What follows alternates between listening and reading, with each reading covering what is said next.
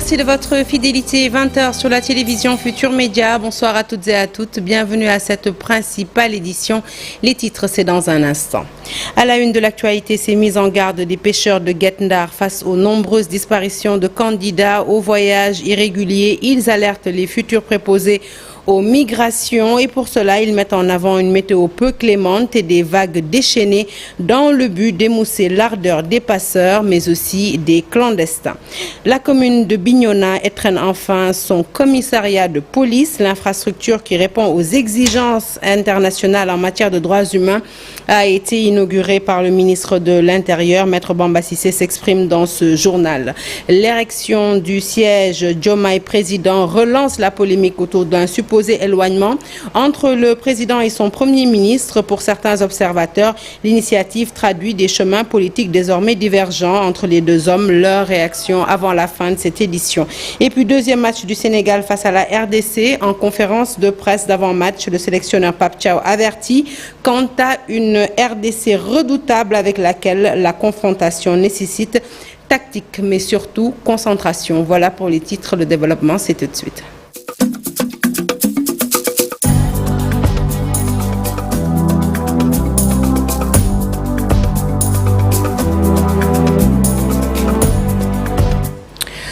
Bonsoir à toutes et à toutes. Un journal que nous ouvrons tout de suite avec cet accident d'une rare violence. Bilan macabre, 7 morts. C'est donc le bilan provisoire de cet accident survenu ce vendredi sur l'axe Gossas-Diourbel, précisément au niveau de la commune de Tokigar. Selon des sources de Sénéweb, les éléments de la brigade territoriale de la gendarmerie de Diourbel ainsi que les sapeurs-pompiers sont intervenus sur les lieux du drame à Darou Tenefoul.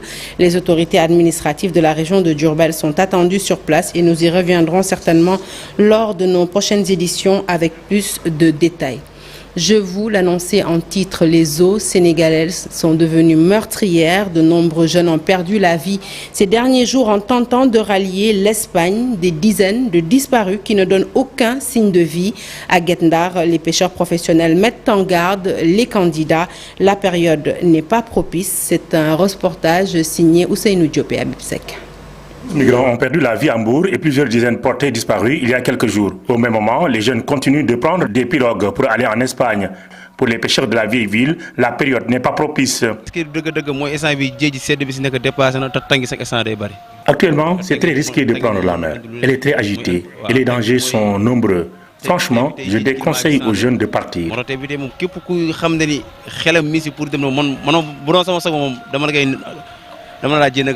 Les pêcheurs de la ville de Saint-Louis demandent aux autorités de prendre des mesures idoines pour faire face à l'immigration clandestine.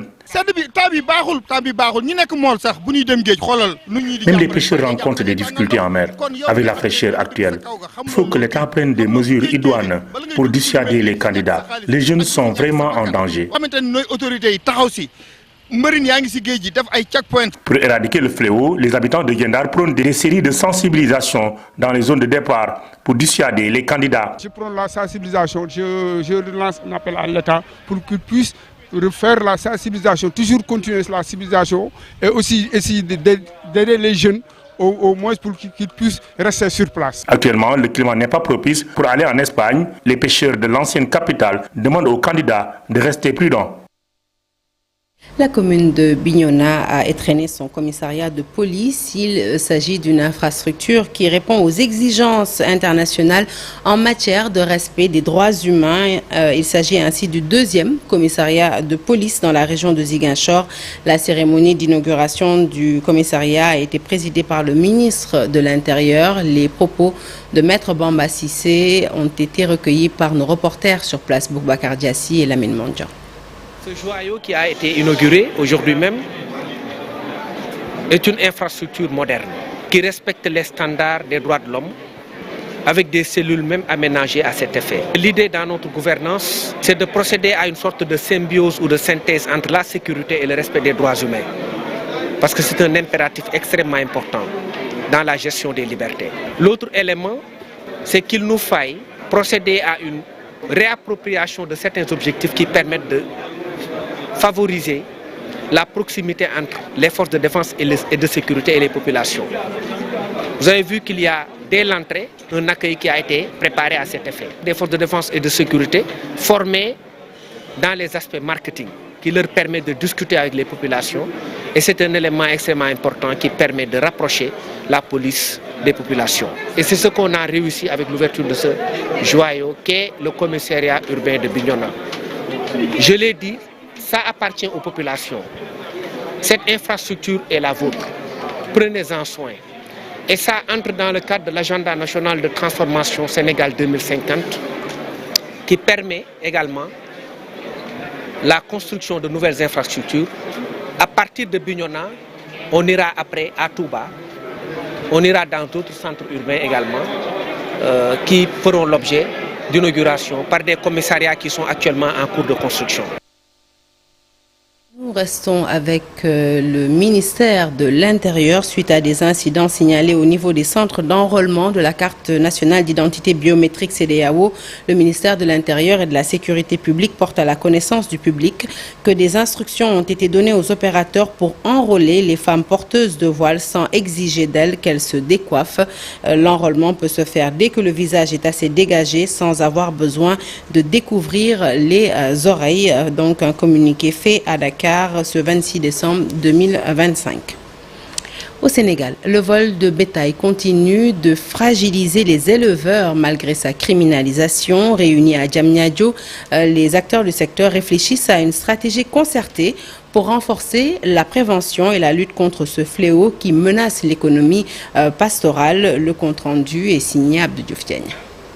Sénégal, le vol de bétail continue de faire des ravages dans les zones d'élevage. Malgré sa criminalisation, le phénomène persiste et plonge de nombreux éleveurs dans le désarroi. C'est dans ce contexte qu'un atelier de concertation sur la stratégie de mise en œuvre du plan d'action pour la prévention et la lutte contre le vol de bétail s'est ouvert à Diamniadio. D'aucuns croient que la solution pourrait être technologique, mais il ne suffit pas seulement de mettre des puces sur les animaux pour espérer de régler le problème. Raison pour laquelle, sous proposition du président Biteye, nous avons décidé de proposer de travailler avec les chefs de village, avec les imams, avec les maires, avec l'administration territoriale pour trouver des solutions. Le ministre a profité de l'occasion pour annoncer la réception prochaine de 1050 géniteurs en provenance du Brésil, destinés à renforcer le cheptel national et améliorer la productivité du secteur de l'élevage. Nous allons recevoir 1050 géniteurs et génies gestantes Girlando venant du Brésil et ça rentre dans le cadre des recommandations de son Excellence président de la République pour l'amélioration génétique. Les recommandations issues de cette rencontre seront soumises aux autorités compétentes dans l'espoir de renforcer durablement la prévention et la lutte contre le vol de bétail à travers le pays. Allez, parlons à présent de ce bras de fer qui sévit à la Direction générale des impôts et domaines. Les récentes affectations d'agents critiques envers le pouvoir suscitent une vive polémique. Et parmi ces derniers, Babacar Ndiaye dénonce un acharnement après sa mutation à Matam, une mutation suite à des prises de position contre la gestion gouvernementale. Face à la presse, sa coalition, Djok Jotna, a fustigé les méthodes de l'administration actuelle et pointé du doigt le Premier ministre Ousmane Sonko, accusé de renier ses promesses de rupture. Je vous propose de l'écouter au micro d'Al-Hassan et Amadouba. Je prends la parole aujourd'hui pour dénoncer une pratique préoccupante qui mine notre administration publique. Les affectations arbitraires et politiques des agents de la fonction publique depuis l'arrivée au pouvoir du régime de PASTEF. Le projet de PASTEF s'était construit sur des promesses de rupture, de transparence et de méritocratie. Pourtant, les faits révèlent un écart troublant entre les discours et les actes. Depuis plusieurs mois, nous assistons à une vague d'affectation au sein de l'administration de la DGID qui soulève de sérieuses interrogations. Des agents se retrouvent brutalement mutés vers des postes sans rapport avec leur qualification. D'autres, dont la proximité avec le pouvoir en place est le principal mérite, accèdent à des fonctions stratégiques. Aujourd'hui, force est de constater que la DGID est devenue un terrain de récompense partisane et de règlement de compte. Le cours des choses me démontre que ce pouvoir en place s'entête dans l'égoïsme, dans l'arrogance, l'incompétence et la soif de pouvoir, etc. Bref, autant de mots qui avaient amené les Sénégalais à changer de fusil d'épaule.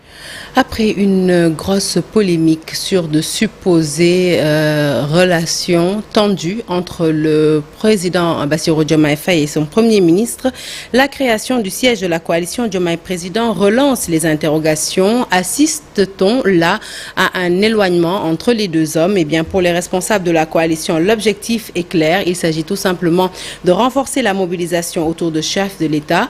Mais pour certains observateurs de la scène politique, eh bien, cette initiative pourrait traduire des chemins politiques désormais divergents au sommet de l'État. Reportage à Faye. Beaucoup d'encre a déjà coulé sur la relation entre le président de la République et son premier ministre. Pour certains observateurs, l'entente entre les deux hommes ne serait plus au bout fixe. La création du siège de la coalition Diomaye Président relance ainsi les débats. Faut-il y voir les signes d'un éloignement entre Bassirou Diomaye Faye et Ousmane Sonko? Le processus de rupture est irréversible. Depuis la nomination de Mimi Touré comme présidente de la coalition Diomaye Président, je pense que Diomaye a posé un acte fort. Et aujourd'hui, la création du siège de la coalition Diomaye Président, c'est un autre acte.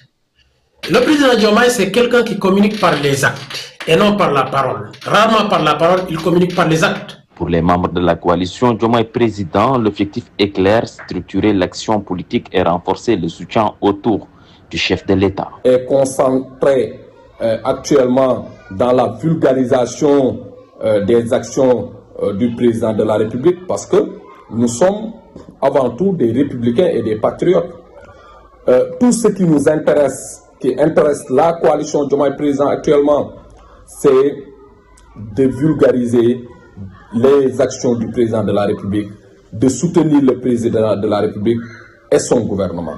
Mais dans l'opinion, les avis divergent. D'aucuns évoquent des chemins désormais différents pour le tandem Diomaye-Sonko, tandis que les partisans du président appellent, eux, à une mobilisation accrue autour du chef de l'État. Les sièges concrétisent la rupture. Aujourd'hui, il y a le PASTEF avec son siège et la coalition Diomaye Président avec son siège. Il y a deux sièges différents. Et deux sièges différents, pour moi, c'est deux chemins différents. Aujourd'hui, ce qui vaille, c'est que tous les Sénégalais se mobilisent autour du président de la République, derrière le président de la République, son Excellence Bassirou Diomaye Diakhar Faye, pour le soutenir. La nomination d'Aminata Touré à la tête de la coalition constitue-t-elle le véritable socle de cette supposée rupture? La mise en place du siège vient-elle à son tour alimenter la polémique autour d'une séparation politique annoncée? Autant de questions qui se posent alors qu'un conseil des ministres exceptionnel est annoncé ce vendredi dans un contexte politique scruté de près par l'opinion nationale. L'intersyndicale des travailleurs des collectivités territoriales tire la sonnette d'alarme. Le protocole d'accord signé avec le gouvernement n'a toujours pas été respecté et les résultats escomptés tardent à se concrétiser. Le retard de paiement des indemnités vient provoquer un profond désarroi parmi les agents. Ces derniers interpellent justement les autorités pour un règlement immédiat. En conférence de presse, le secrétaire général Moussa Sissoko a fermement averti le gouvernement. Il s'est d'ailleurs confié à notre reporter à l'Undiagne, écoutons-le.